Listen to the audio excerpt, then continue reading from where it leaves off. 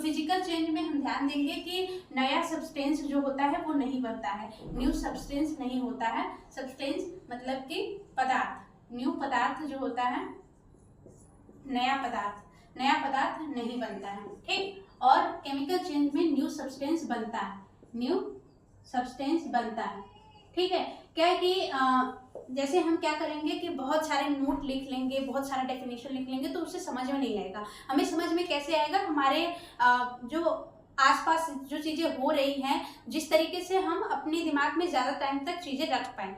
हम बहुत सारी चीज़ें याद रख सकते हैं, बहुत सारी चीज़ें पढ़ लेंगे, लेकिन वो चीज़ें याद नहीं रह सकती, ठीक है, बहुत ज़्यादा टाइम तक, वो कम ही टाइम तक रहेंगी, उसके बाद भूल जाएंगे। तो हम ऐसी चीज़ें ले सकते हैं, ऐसी चीज़ें को अक्वायर कर सकते हैं जो कि ज़्यादा टाइम तक बनी रहे। तो हमें पता है फिजिकल चेंज में क्या होता है कि नया सब्सटेंस नहीं बनता, चेंज तो होता है लेकिन नया सब्सटेंस नहीं बनता। जैसे कि एग्जाम्पल देखें, एग्जाम्पल में आपको पता है कि वाटर बॉइलिंग जो होता है, बॉइलिंग, उबलना, जल का उबलना, जल उबलना, ये इसमें न्यू सब्सटेंस होता है क्या? जल उबलता है तो क्या वो लिक्विड वो पेट्रोल तो बन नहीं जाता, जल ही रहता है ना, वाष्प के फॉर्म में हो जाता है, लेकिन वो रहेगा तो जल ही रहेगा, है ना। बॉइलिंग ऑफ वाटर, फिर उसके बाद आप क्या कहते हैं, आप नॉर्मल पानी पीजिए या फिर पानी को बॉईल करके पीजिए, वो क्या होगा, पानी तो पानी ही रहेगा, है ना। अब ऐसा तो नहीं है कि पानी को नॉर्मल पी रहे हैं तो पानी पी रहे हैं और उबाल कर पी रहे हैं तो चावल पी रहे हैं, तो ऐसा है नहीं। तो ये boiling of water, condensation of water, संघनन जिसे बोलते हैं, कंडेंसेशन मतलब संघनन।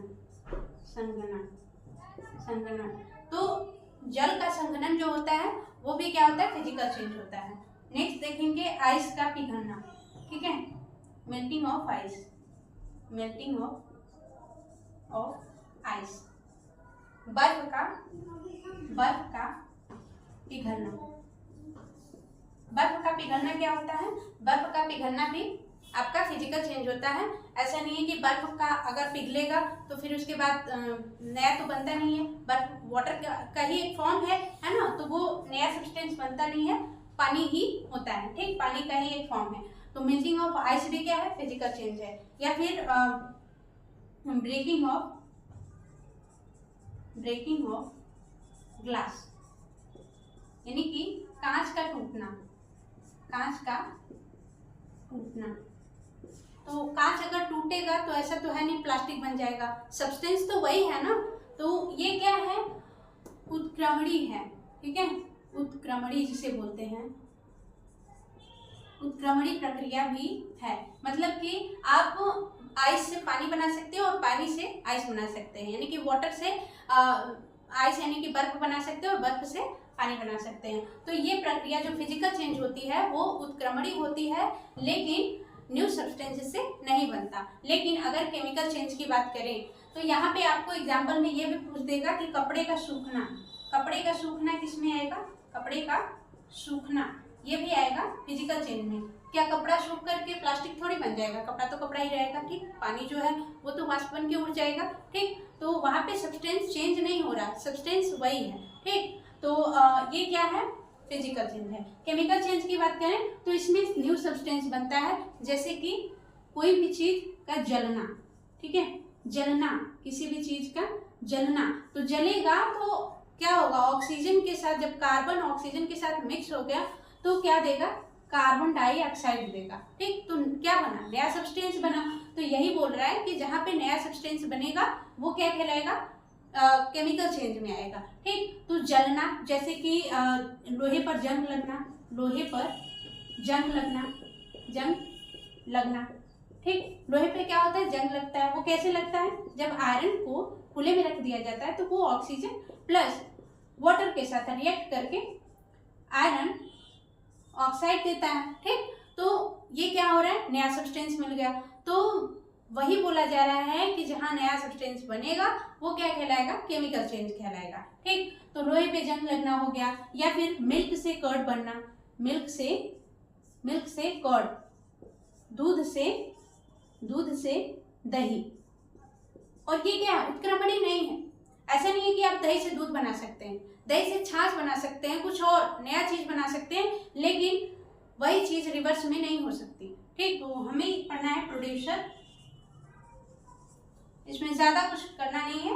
उत्पादक, उत्पादक क्या होता है, जैसे प्लांट हो गया, यहाँ पे एक हमने प्लांट बना लिया,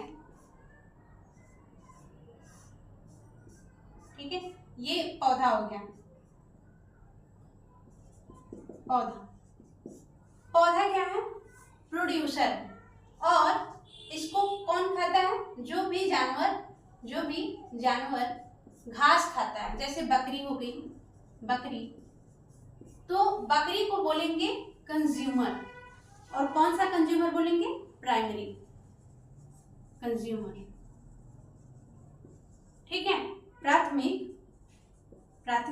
उपभोक्ता बोलेंगे, उपभोक्ता।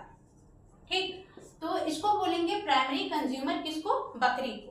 लेकिन एक और कंज्यूमर होता है, बकरी को भी कोई खाने वाला है, तो बकरी को कौन खाता है, वो जानवर जो मांस खाता है, यानी कि अगर यहाँ पे शेर लिख दें, लायन, तो लायन को हम बोलेंगे सेकेंडरी कंज्यूमर, सेकेंडरी कंज्यूमर, यानी कि द्वितीय उपभोक्ता। तो आपको